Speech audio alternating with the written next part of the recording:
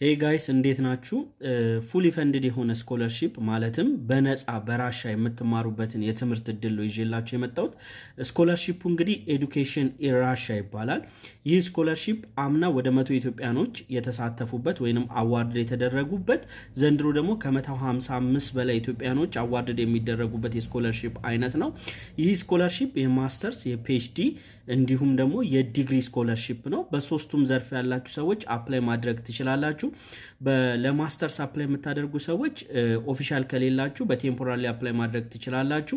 እንዲሁም ደግሞ ፓስፖርት ለወደፊት ነው፣ አፕላይ ለማድረግ አያስፈልግም። ስለዚህ ካላችሁ በፓስፖርት ከሌላችሁ ደግሞ በፋይዳ አይዲ እና እንዲሁም ደግሞ በቀበሌ አይዲ አፕላይ ማድረግ ትችላላችሁ።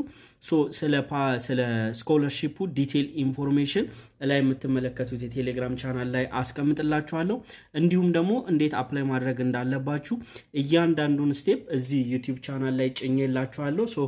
ገብታችሁ ቼክ አድርጉ፣ እድሉን ተጠቀሙ። መልካም እድል ጋይስ።